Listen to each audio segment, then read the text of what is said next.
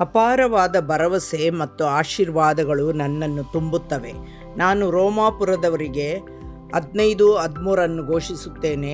ನಿರೀಕ್ಷೆಯ ಮೂಲನಾದ ದೇವರು ನಂಬಿಕೆಯಿಂದುಂಟಾಗುವ ಸಂತೋಷವನ್ನು, ಮನಃಶಾಂತಿಯನ್ನು ನಿಮಗೆ ಪರಿಪೂರ್ಣವಾಗಿ ದಯಪಾಲಿಸಲಿ. ಇಂದು ನಾನು ಭರವಸೆ, ಸಂತೋಷ, ಶಾಂತಿ ಮತ್ತು ಪುನಃಸ್ಥಾಪನೆಯೊಂದಿಗೆ ನನ್ನ ಬೆಳಗನ್ನು ಆರಂಭಿಸುತ್ತೇನೆ. ನಾನು 365 ದಿನಗಳ ಪುನಃಸ್ಥಾಪನೆ, ವಿಶೇಷ ಪ್ರಕಟಣೆ, ಅದ್ಭುತವಾದ ವೈಭವ ಮತ್ತು ಪೂರೈಕೆಯೊಂದಿಗೆ ನಡೆಯುತ್ತಿದ್ದೇನೆ. ನನ್ನ ಕುಟುಂಬದಲ್ಲಿನ ಪ್ರತಿಯೊಂದು ಪ್ರಯತ್ನದ ಮೇಲೂ ಯಶಸ್ಸು ಮತ್ತು ಶ್ರೇಷ್ಠತೆಯನ್ನು ನಾನು ಘೋಷಿಸುತ್ತೇನೆ.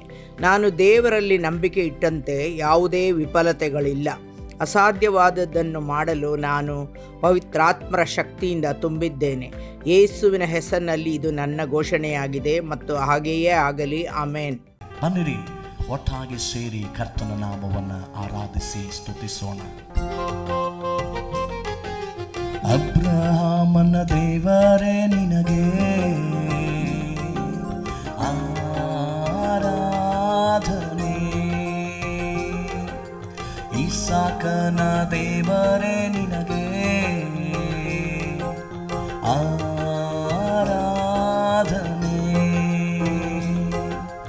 ಅಬ್ರಹಾಮನ ದೇವರೇ ನಿನಗೆ ಆರಾಧನೆ,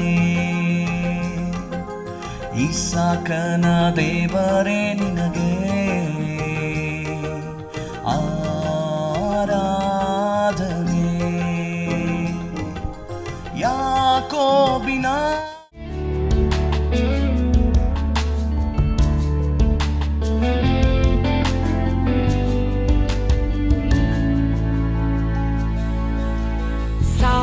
ಸಾವಿರ ಶುಭವು ಅನುದಿನ ನನ್ನ ಆವರಿಸಲು, ಕೃಪೆಯು ಕರುಣೆ ಪ್ರೀತಿಯ ತೋರಿರುವೆ. ಸಾವಿರ ಶುಭವು ಅನುದಿನ ನನ್ನ ಆವರಿಸಲು, ಕೃಪೆಯು ಕರುಣೆ ಪ್ರೀತಿಯ ತೋರಿರುವೆ. ಒಳ್ಳೆಯ ಎಬಿನೇಸರಾಗಿ ನನ್ನ ನಡೆಸುತ್ತಲಿರುವೆ. ವಂದಿಸಲು ಮಾತು ಇಲ್ಲವೇ. ಒಳ್ಳೆಯ ಎಬಿನೇಸರಾಗಿ ನನ್ನ ನಡೆಸುತ್ತಲಿರುವೆ. ವಂದಿಸಲು ಮಾತು ಇಲ್ಲವೇ. ನಾನಿನಗೆ ಬೋಧಿಸಿ ನೀ ನಡೆಯಬೇಕಾದ ಹಾದಿಯನ್ನು ತೋರಿಸುವೆನು. ನಿನ್ನ ಮೇಲೆ ನನ್ನ ದೃಷ್ಟಿಯನ್ನಿಟ್ಟು ನಿನಗೆ ಆಲೋಚನೆ ಹೇಳುವೆನು. ನಿಮ್ಮ ವಾಕ್ಯವನ್ನು ಹೇಳುವಾಗೆಲ್ಲ ನನ್ನ ಆತ್ಮವು ಬಲಗೊಂಡಿತು.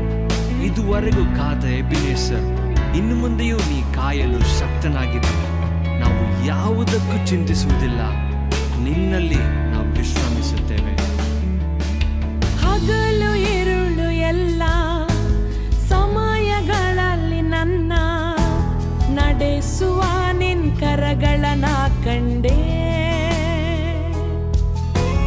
ಅಗತ್ಯ ಹೆಚ್ಚುವಾಗ ಸಿಲುಕಿಕೊಳ್ಳದೇನ ಸಹಾಯ ಮಾಡುವ ಕರಗಳನ್ನ ಕಂಡೆ. ಎಲ್ಲ ಇಕ್ಕಟ್ಟಿನಲ್ಲೂ ನಾ ಬೀಳದೆ ಕಾಯುವ ಒಳ್ಳೆ ಪ್ರಿಯ ಕರ್ತನೇ. ಎಲ್ಲ ಇಕ್ಕಟ್ಟಿನಲ್ಲೂ ನಾ ಬೀಳದೆ ಕಾಯುವ ಒಳ್ಳೆ ಪ್ರಿಯ ಕರ್ತನೇ. ಸಾವಿರ ಶುಭವು ಅನುದಿನ ನನ್ನ ಆವರಿಸಲು, ಕೃಪೆಯು ಕರುಣೆ ಪ್ರೀತಿಯ ತೋರಿರುವೆ. ಸಾವಿರ ಶುಭವು ಅನುದಿನ ನನ್ನ ಆವರಿಸಲು, ಕೃಪೆಯು ಕರುಣೆ ಪ್ರೀತಿಯ ತೋರಿರುವೆ.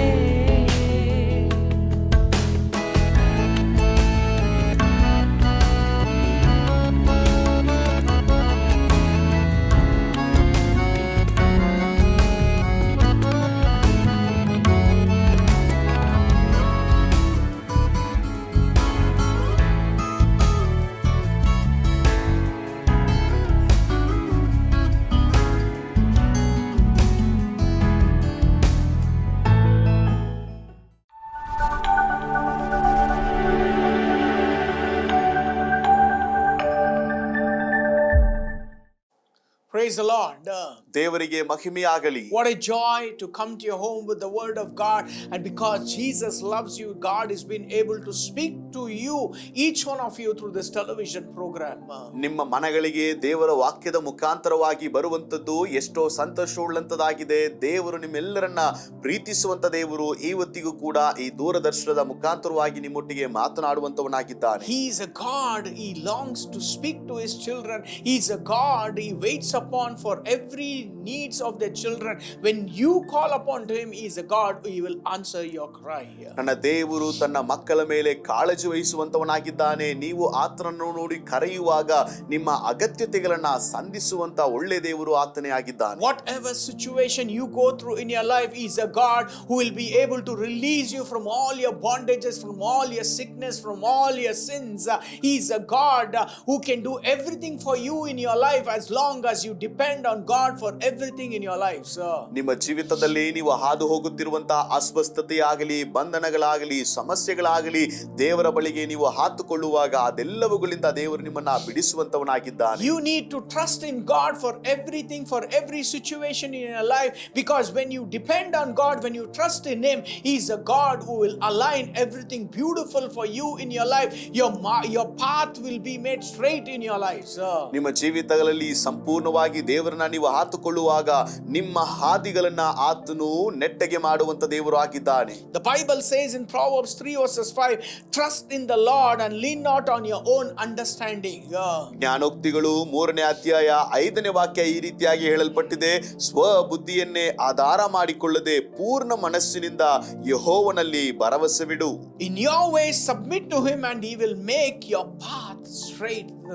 The word of God says. ದೇವರ ವಾಕ್ಯ ಹೇಳಲ್ಪಟ್ಟಿದೆ, ನಿನ್ನ ಸಂಪೂರ್ಣವಾದಂತಹ ಹಾದಿಯನ್ನ ದೇವರಿಗೆ ಒಪ್ಪಿಸು, ನಿನ್ನ ಹಾದಿಯನ್ನ ಆತನು ನೆಟ್ಟಗೆ ಮಾಡುವನು. When you are a child of God, God expects you to submit to him and to depend on him and to look to him for his help and to cry out for him to direct your paths. When you look to him, when you depend on him, everything God will take care of your things in your lives. ದೇವರ ಮಗುವಾಗಿರುವಂತ ನಾವುಗಳು ದೇವರನ್ನ ಸಂಪೂರ್ಣವಾಗಿ ಹಾತುಕೊಳ್ಳಬೇಕು, ಆತನನ್ನೇ ಆಧಾರಿತ ಮಾಡಿಕೊಳ್ಳಬೇಕು ಅನ್ನುವಂಥದ್ದು ಆತನ ಯೋಜನೆ. ನಾವು ಆಧಾರಿತ ಮಾಡಿಕೊಳ್ಳುವಾಗ ನಮ್ಮ ಜೀವಿತದಲ್ಲಿರುವಂತಹ ಎಲ್ಲ ಕಾರ್ಯಗಳನ್ನ ಆತನು ನಿಭಾಯಿಸುವಂತವನಾಗಿದ್ದಾನೆ. He will make your path straight and it will be beautiful in your sight and in God's sight, because you are under the plan of God, under the protection of God, under the will of God, because you depend on God and trust in him, and God will be able to do everything beautiful in your lives. ನೀವು ದೇವರ ದೃಷ್ಟಿಯಲ್ಲೂ ನಿಮ್ಮ ದೃಷ್ಟಿಯಲ್ಲೂ ಕೂಡ ನಿಮ್ಮ ಹಾದಿಗಳು ಸುಂದರವಾಗಿಯೂ ಆಶೀರ್ವಾದಕರವಾಗಿಯೂ ಆಗಿರಬೇಕಾದ್ರೆ ನೀವು ಸಂಪೂರ್ಣವಾಗಿ ದೇವರನ್ನ ಹಾತುಕೊಳ್ಳಬೇಕಾಗಿದೆ. Every day we go through so much of pressures and so much of situations where we need to take a right decision. Unless and until you don't depend on God, you cannot see your decisions or your situation to come under your control. ಪ್ರತಿ ದಿನವೂ ಕೂಡ ನಮ್ಮ ಜೀವಿತದಲ್ಲಿ ಸಮಸ್ಯೆಗಳು, ಅನೇಕ ಕಾರ್ಯಗಳನ್ನ ನಾವು ತೀರ್ಮಾನಿಸುವಂತ ನಿಟ್ಟಿಗೆ ಬರುತ್ತೇವೆ. ನಾವು ಅದನ್ನ ನಿಭಾಯಿಸಲಿಕ್ಕೆ ಸಾಧ್ಯವಿಲ್ಲ. ನಾವು ದೇವರನ್ನ ಸಂಪೂರ್ಣವಾಗಿ ಹಾತುಕೊಳ್ಳಬೇಕಿದೆ. In your eyes, your decisions, what you take, it might look good for you, but in long run those decisions might not bring a blessing in your life, because it is not God's will. Because the decision what you take with your own ability will lead you to destructions and failure, but the decision what you depend on God and wait upon God, God will be able to put you into the right path and the right directions in your lives. ನಮ್ಮ ದೃಷ್ಟಿಯ ಮುಂದೆ ನಾವು ತೆಗೆದುಕೊಳ್ಳುವಂತ ತೀರ್ಮಾನ ಆ ಕ್ಷಣಕ್ಕೆ ಅದು ಒಳ್ಳೆಯದಾಗಿ ತೋಚಬಹುದು, ಆದರೆ ಕಾಲಕ್ರಮೇಣವಾಗಿ ಹೋಗುವಾಗ ಅದು ನಮಗೆ ಬಹಳಷ್ಟು ತೊಂದರೆ ಕೊಡುವಂಥದ್ದು, ಸೋಲುವಿಕೆಗೆ ನಮ್ಮನ್ನು ನಡೆಸುವಂತದ್ದಾಗಿರುತ್ತೆ. ಹಾಗಾಗಿ ನಮ್ಮ ಜೀವಿತದಲ್ಲಿ ದೇವರನ್ನ ನಾವು ಸಂಪೂರ್ಣವಾಗಿ ಹಾತುಕೊಳ್ಳಬೇಕು. Don't depend on your own understanding, says the word of God, but trust God in every situations in your lives. ದೇವರ ವಾಕ್ಯ ಹೇಳುವಂತದ್ದು, ಸ್ವಬುದ್ಧಿಯನ್ನೇ ಆಧಾರ ಮಾಡಿಕೊಳ್ಳದೆ ನಾವು ಪೂರ್ಣ ಮನಸ್ಸಿನಿಂದ ಯೆಹೋವನಲ್ಲಿ ಭರವಸವಿಡಬೇಕು ಎನ್ನುವುದು. Depending on self leads to stress, anxiety and wrong decisions in our lives. ನಮ್ಮ ಸ್ವಬುದ್ಧಿಯನ್ನ ಆಧಾರಿತ ಮಾಡಿಕೊಳ್ಳುವಂಥದ್ದು ನಮ್ಮನ್ನ ಒತ್ತಡಕ್ಕೆ, ನಮ್ಮನ್ನ ಸಮಸ್ಯೆಗಳಿಗೆ ನೇರವಾಗಿ ನಡೆಸುವಂಥದ್ದು ಕೂಡ ಆಗಿದೆ. When you depend on your own ability, that will lead to stress, that will lead into anxiety, that will lead you into wrong decisions where you see failures after failures in your lives. ನಮ್ಮ ಜೀವಿತದಲ್ಲಿ ನಾವು ಸ್ವಬುದ್ಧಿಯನ್ನ ಆಧಾರ ಮಾಡಿಕೊಳ್ಳುವಾಗ ಅದು ನಮ್ಮನ್ನ ಬಹಳ ಒತ್ತಡಕ್ಕೆ, ನಮ್ಮನ್ನ ಸೋಲುವಿಕೆಗೆ, ಸಮಸ್ಯೆಗಳ ಮಧ್ಯದಲ್ಲೂ ಕೂಡ ನಮ್ಮನ್ನ ನಡೆಸುವಂತದ್ದು ಆಗಿದೆ. But when you depend on God's decision, when you pray and make asking God's will in your direction for in your situation or in your decision, there will be peace, there will be right direction, and there will be a supernatural intervention of God in your life and in your situations. ನಾವು ಸಂಪೂರ್ಣವಾಗಿ ದೇವರನ್ನ ಹಾತುಕೊಳ್ಳುವಾಗ ನಮ್ಮ ಜೀವಿತದಲ್ಲಿ ಸಮಾಧಾನವಾದಂಥದ್ದು, ನಮ್ಮ ಜೀವಿತದಲ್ಲಿ ನಿತ್ಯ ಶಾಂತಿಯಾದಂಥದ್ದು ಹಾಗೂ ದೇವರ ಅಸಾಧಾರಣವಾದಂತ ಒಂದು ಮಹಿಮಾತಿಶಯದ ಕಾರ್ಯವು ನಮ್ಮ ಜೀವಿತದಲ್ಲಿ ನಡೆಯುವಂತದ್ದಾಗಿದೆ. In every situation, whatever you might wait upon the Lord, God will be able to align it beautifully in your lives. ನಿಮ್ಮ ಜೀವಿತದಲ್ಲಿ ದೇವರಿಗೆ ಕಾಯುವುದಾದ್ರೆ, ದೇವರನ್ನ ಹಾತುಕೊಳ್ಳುವುದಾದ್ರೆ, ನಿಮ್ಮ ಜೀವಿತದಲ್ಲಿ ಎಲ್ಲವನ್ನ ದೇವರು ಸುಂದರವಾಗಿಸುವಂತವನಾಗಿದ್ದಾನೆ. So many major decisions which each one of us go through in our life. As long as you wait upon the Lord for your marriage, for your career, for your finances, for your job change, or any other situation, when you look to God and wait upon the Lord, God will align everything. When you seek God in your life and commit it into the Lord, God will put you into the right path for you in your lives. ನಮ್ಮ ಜೀವಿತದಲ್ಲಿ ಬಹಳ ಪ್ರಾಮುಖ್ಯವಾದಂತ ತೀರ್ಮಾನಗಳು ಬರುವಾಗ, ವಿಶೇಷವಾಗಿ ಮದುವೆ ಅನ್ನುವಂಥದ್ದು, ನಮ್ಮ ಜೀವಿತದ ಕೆಲಸ ಕಾರ್ಯಗಳು, ನಮ್ಮ ಆರ್ಥಿಕ ಸಂಗತಿಗಳು, ಎಲ್ಲ ವಿಷಯಗಳು ಬರುವಾಗ ಯಾವ ಸ್ವಬುದ್ಧಿಯನ್ನ ಆಧಾರಿತ ಮಾಡಿಕೊಳ್ಳದೆ ನಾವು ದೇವರಿಗೆ ಸಂಪೂರ್ಣವಾಗಿ ಒಪ್ಪಿಸುವ, ಆತನನ್ನ ಆಧಾರಿತವಾಗಿ ಮಾಡಿಕೊಳ್ಳುವ. But when you depend on yourself, you will end up places which God never wanted you to go into such kind of situations. ನೀವು ನಿಮ್ಮ ಸ್ವಕಾರ್ಯಗಳ ನಿಮಿತ್ತವಾಗಿ ಹೋಗುವಾಗ ನಿಮ್ಮ ಜೀವಿತದಲ್ಲಿ ಸೋತು ಬೀಳ್ತೀರಾ, ಅದು ಬೇಡ. ದೇವರನ್ನ ನಾವು ಹಾತುಕೊಳ್ಳುವ. What happens when you depend on God, when you trust God in your life?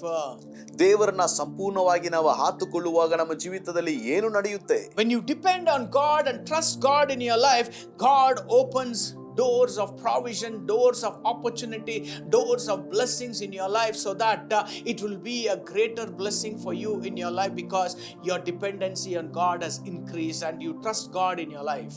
ದೇವರನ್ನ ಸಂಪೂರ್ಣವಾಗಿ ನಾವು ಹಾತುಕೊಳ್ಳುವಾಗ ನಮಗೆ ಬೇಕಾದಂತ ಅಗತ್ಯತೆಗಳ ಮಾರ್ಗವನ್ನ, ಅವಕಾಶ ಅನ್ನುವಂತ ಮಾರ್ಗವನ್ನ, ಆಶೀರ್ವಾದದ ಮಾರ್ಗವನ್ನ ದೇವರು ನಮಗೋಸ್ಕರ ತೆರೆಯುವಂತವನಾಗಿದ್ದಾನೆ. In every day in your life, God expects you to depend on God, even day to day, minutes to minutes, because God wants you to lead a victorious life, not to see a defeat life in your life.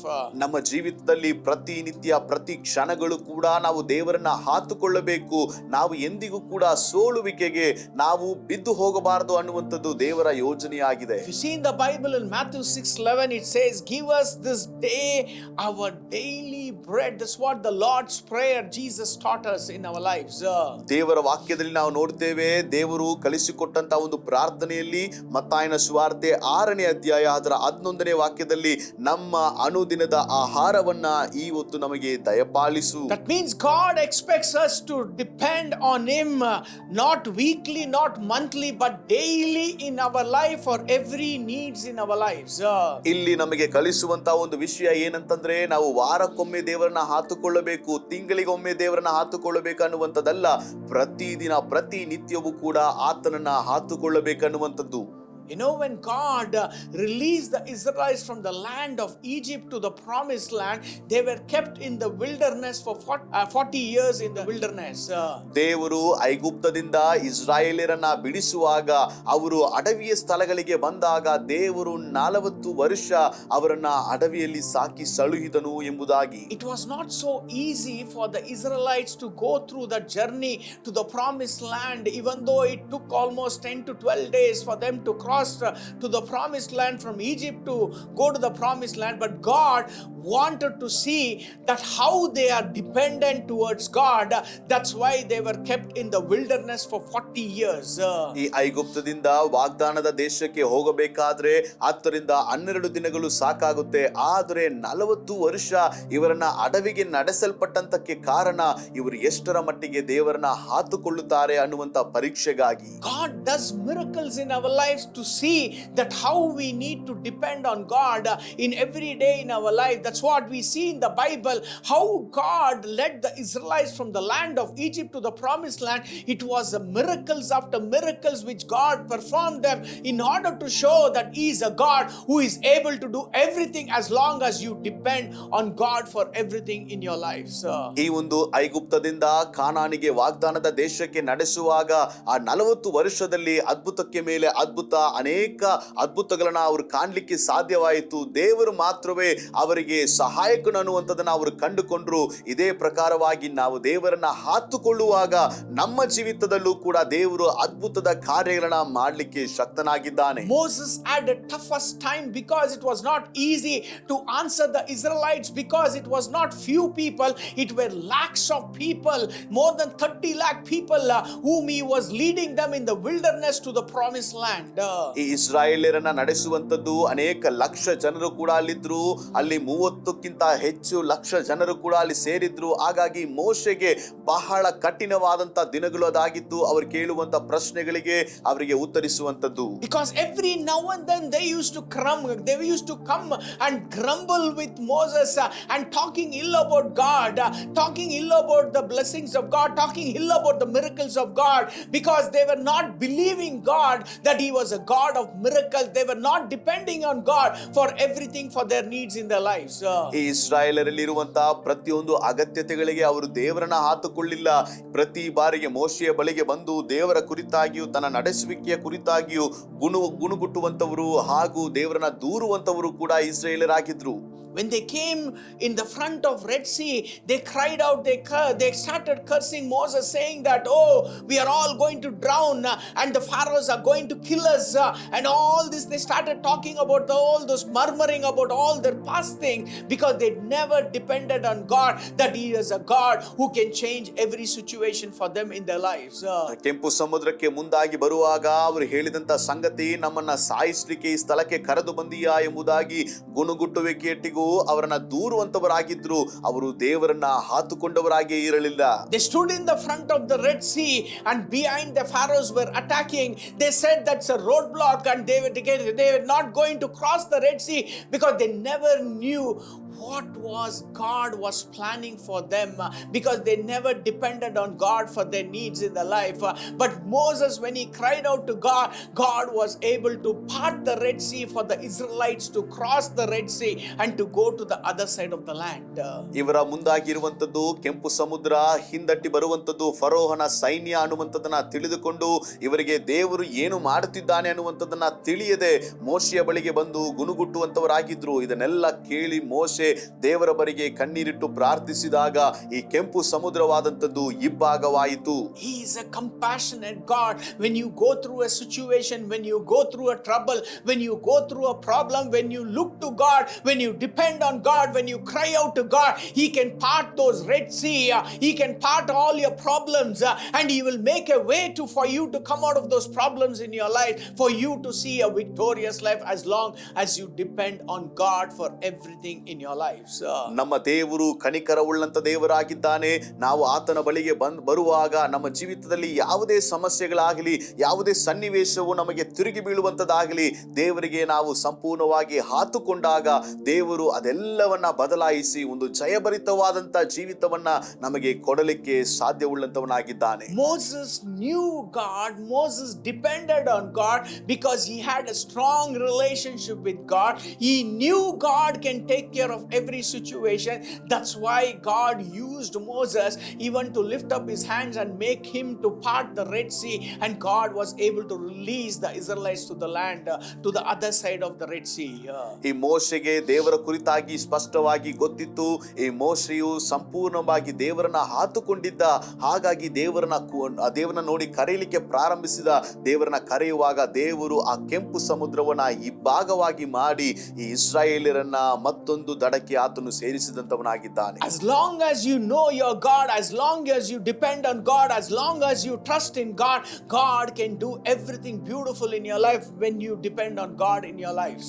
ನಿಮ್ಮ ಜೀವಿತದಲ್ಲಿ ಎಷ್ಟರವರೆಗೆ ದೇವರನ್ನ ಹಾತುಕೊಂಡಿದ್ದೀರಾ, ಎಷ್ಟರವರೆಗೆ ದೇವರನ್ನ ತಿಳಿದಿದ್ದೀರಾ, ಎಷ್ಟರವರೆಗೆ ಆತನ ಮೇಲೆ ನಂಬಿಕೆನ ಇಟ್ಟಿದ್ದೀರಾ, ಅಷ್ಟರವರೆಗೂ ಕೂಡ ಆತನು ಅದ್ಭುತಗಳನ್ನ ಮಾಡುವಂತವನಾಗಿದ್ದಾನೆ. The grumbling of the Israelites never stopped, even though God opened the Red Sea for them to cross. They cried out to Moses and said, oh, we used to eat so nice food in the land of Egypt. Oh, we ate the meat, we ate so many good things. But they never depended on God for the needs of their life, but they depended upon their past things. Lord, that brought an insult to God. And Moses again, he cried out to God. God was able to restore manna and quail in the land of in the wilderness. ನೀವು ನೋಡಬಹುದು, ಈ ಒಂದು ಇಸ್ರಾಯೇಲರು ಕೆಂಪು ಸಮುದ್ರವನ್ನ ದಾಟಿ ಬಂದ ಮೇಲೂ ಕೂಡ ಅವರ ಗುಣುಗುಟ್ಟುವಿಕೆ ಅನ್ನುವಂಥದ್ದು ನಿಲ್ಲಲಿಲ್ಲ. ಅವರು ಹೇಳುತ್ತಿರುವಂತಹ ವಿಷಯ ಏನಂತಂದ್ರೆ, ಐಗುಪ್ತದಲ್ಲಿ ನಮಗೆ ಒಳ್ಳೆಯ ಆಹಾರವು ಸಿಗುತ್ತಿತ್ತು, ನಾವು ಮಾಂಸವನ್ನ ತಿನ್ನುತ್ತಿದ್ದೆವು ಎಂಬುದಾಗಿ ಕೂಗಿಕೊಳ್ಳುವಾಗ, ಅವರು ಗುಣುಗುಟ್ಟುವಾಗ ಮೋಶೆಯಾದಂಥವನು ಮತ್ತೆ ಬಂದು ದೇವರ ಮುಂದೆ ಆತನು ಗೋಳಾಡಿ ಕೇಳುವಾಗ ದೇವರು ಅವರಿಗೆ ಬೇಕಾದಂತ ಮನ್ನವನ್ನ ಮಾಂಸವನ್ನು ಕೂಡ ಕೊಟ್ಟು ಅವರಿಗೆ ಸಾಕಿ ಸಲಹಿಸಿದಂತವನಾಗಿದ್ದಾನೆ. Today many of us, we go through failures. We talk about the past days. Oh, we were doing that. Oh, we enjoyed this. Why we are suffering like this? Why we are going through such kind of situation? Today you might be saying the same thing, but I want to tell you, look to God and depend on God. God can change every circumstances. When God can open the Red Sea, when God can rain manna down from heaven, when God can rain quail down from heaven, God can restore back everything beautifully in your life, as long as you depend on God in your life. ನಿಮ್ಮ ಜೀವಿತದಲ್ಲೂ ಕೂಡ ಅನೇಕ ಸಮಸ್ಯೆಗಳಿಂದ, ಅನೇಕ ಒತ್ತಡಗಳಿಂದ, ನಿಮ್ಮ ಸನ್ನಿವೇಶಗಳಿಂದ ನೀವು ಕೊರಗುತ್ತಿರಬಹುದು. ನಾನು ಇವತ್ತಿಗೆ ಹೇಳುವಂತ ವಿಷಯ, ದೇವರನ್ನ ಹಾತುಕೊಳ್ಳಿರಿ. ನೀವು ದೇವರನ್ನ ಹಾತುಕೊಳ್ಳುವಾಗ ದೇವರು ಆಕಾಶದಿಂದ ಮನ್ನವನ್ನ ಕೊಟ್ಟವನು, ಕೆಂಪು ಸಮುದ್ರವನ್ನ ಇಬ್ಬಾಗ ಮಾಡಿದಂತವನು, ಅವರಿಗೆ ಮಾಂಸವನ್ನ ಕೊಟ್ಟು ಅವರಿಗೆ ಸಾಕಿ ಸಲಹಿದಂತ ದೇವರು ನಿಮಗೂ ಕೂಡ ಮಾರ್ಗವನ್ನ ಮಾಡಲಿಕ್ಕೆ ಸಾಮರ್ಥ್ಯವುಳ್ಳವನಾಗಿದ್ದಾನೆ. As long as they depended on God, everything was going good. But when they disobeyed God, God was showing his angerness upon them. Why? Because they were not obedient to God and they were not dependent on their God. ಎಷ್ಟರವರೆಗೂ ಅವರು ವಿಧೇಯರಾದರೂ ಅಷ್ಟರವರೆಗೂ ದೇವರವರಿಗೆ ಅದ್ಭುತವನ್ನ ಮಾಡುತ್ತಲೇ ಬಂದ.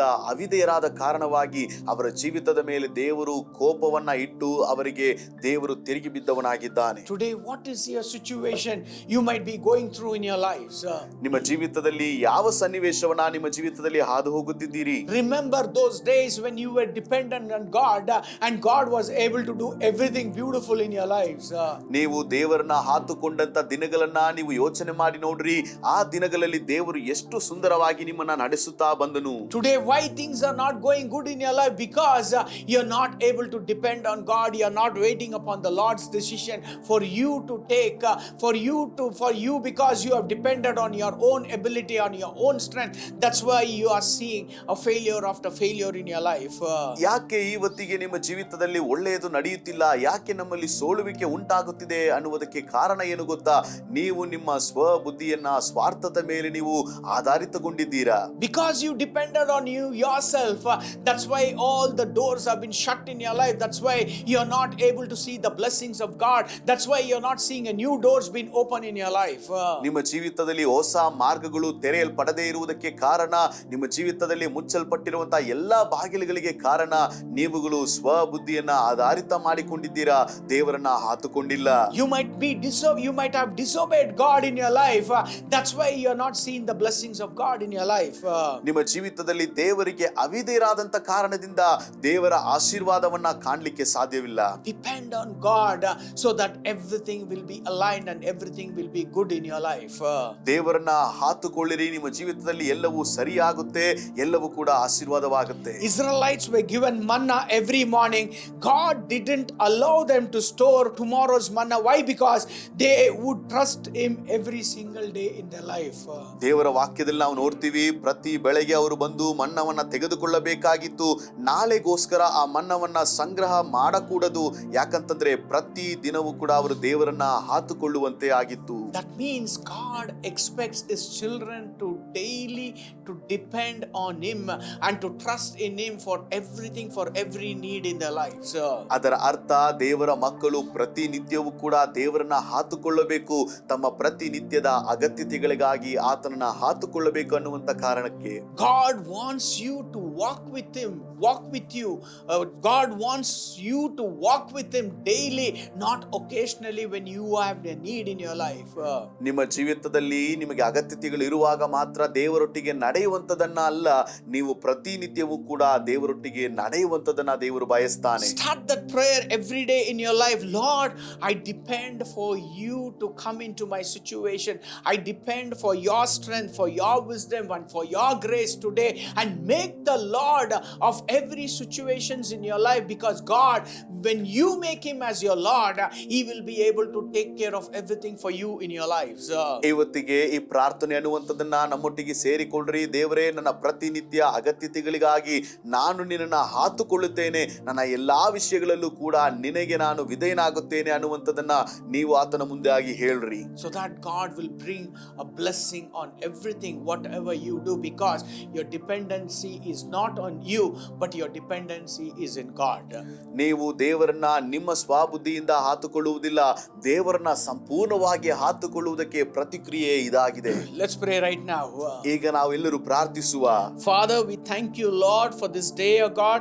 Lord, through your word, we came to know that when we trust in you, you open new doors for our provision, and you bless the work of our hands and establish us in the land, as long as we increase our dependency in you, Jesus. ತಂದೆಯೇ, ನಿನ್ನ ಮುಂದಾಗಿ ನಾವು ಬರುತ್ತೇವೆ. ನಾವು ನಿನ್ನನ್ನು ಹಾತುಕೊಳ್ಳುವಾಗ ನಮಗೆ ಹೊಸ ಮಾರ್ಗಗಳು, ಹೊಸ ಬಾಗಿಲುಗಳು ತೆರೆಯಲ್ಪಡುತ್ತೆ ಅನ್ನುವಂಥ ಸತ್ಯಾರ್ಥವನ್ನ ಇವತ್ತಿಗೆ ನಾವು ಅರ್ಥ ಮಾಡಿಕೊಂಡೆವು. ಹಾಗಾಗಿ ಯೇಸುವೆ, ನಿನ್ನನ್ನು ನಾವು ಹಾತುಕೊಳ್ಳುತ್ತೇವೆ. Direct our path, direct our Lord decisions, O God, so that you be the Lord of every situations in my life. ದೇವರೇ, ನಮಗೆ ಮಾರ್ಗದರ್ಶಕನು, ನಮಗೆ ದೇವರೇ ಸಹಾಯಕನು ನೀನಾಗಿರು. ನಾನು ನಿಮ್ಮನ್ನ ಹಾತುಕೊಳ್ಳಿಕ್ಕೆ ಬರುತ್ತಿದ್ದೇವೆ. I welcome you, Jesus, into my life, into my family, into my situation, into my decisions, as my Lord and Savior in my life. ನನ್ನ ಜೀವಿತದಲ್ಲಿ ಯೇಸುವೆ, ನಿನ್ನನ್ನ ನನ್ನ ಸನ್ನಿವೇಶದಲ್ಲಿ, ನನ್ನ ಕುಟುಂಬದಲ್ಲಿ, ನನ್ನ ವೈಯಕ್ತಿಕ ಜೀವಿತದಲ್ಲಿ, ನನ್ನ ಒಂದು ತೀರ್ಮಾನಗಳಲ್ಲಿ ನಿಮ್ಮನ್ನ ಬರಮಾಡಿಕೊಳ್ಳುತ್ತೇವೆ. ನೀನು ನಮ್ಮ ರಕ್ಷಕನು, ದೇವರು ಆಗಿರು. Thank you, Lord, for everything what you have been doing in my life. ಯೇಸುವೆ, ನಮ್ಮ ಜೀವಿತದಲ್ಲಿ ನೀವು ಮಾಡುತ್ತಿರುವಂತಹ ಎಲ್ಲಾ ಕಾರ್ಯಗಳಿಗಾಗಿ ನಿನಗೆ ಸ್ತೋತ್ರ. Thank you, Lord, for the open doors which you have opened, because my dependence in you increased, oh God, so that Lord, things will begin to change for me and my family in my life. ದೇವರೇ, ನಿನ್ನನ್ನು ಹಾತುಕೊಳ್ಳುತ್ತೇನೆ. ನೀನು ನನ್ನ ಜೀವಿತದಲ್ಲಿ ತರುತ್ತಿರುವಂತಹ ಬದಲಾವಣೆಗಳಿಗಾಗಿ, ನೀನು ಮಾಡುತ್ತಿರುವಂತಹ ವ್ಯತ್ಯಾಸವುಳ್ಳಂತ ಕಾರ್ಯಗಳಿಗಾಗಿಯೂ ಸ್ತೋತ್ರ. In Jesus' name we pray. ಯೇಸುವಿನ ನಾಮದಲ್ಲಿ ಪ್ರಾರ್ಥಿಸುತ್ತೇವೆ. Amen. Amen. If you have made this prayer, I'm telling you, you will see a new open doors which God is going to bring to you, because you have trusted God and you're dependent on God, and God will do everything beautiful in your life. ಈ ಪ್ರಾರ್ಥನೆಯನ್ನ ನಮ್ಮೊಟ್ಟಿಗೆ ಸೇರಿ ನೀವು ಮಾಡಿರುವುದಾದರೆ ನಂಬಿರಿ, ದೇವರು ನಿಮಗೋಸ್ಕರ ಒಂದು ಉತ್ತಮವಾದಂತ ಮಾರ್ಗಗಳನ್ನ ದೇವರು ತೆರೆಯುತ್ತಿದ್ದಾನೆ, ಬಾಗಿಲುಗಳನ್ನ ತೆರೆಯುತ್ತಿದ್ದಾನೆ. ಯಾಕಂತಂದ್ರೆ ನೀವು ದೇವರನ್ನ ಸಂಪೂರ್ಣವಾಗಿ ಹಾತುಕೊಂಡಿದ್ದೀರಿ. Jesus loves you. ಯೇಸು ನಿಮ್ಮನ್ನ ಪ್ರೀತಿಸುತ್ತಾನೆ. Amen.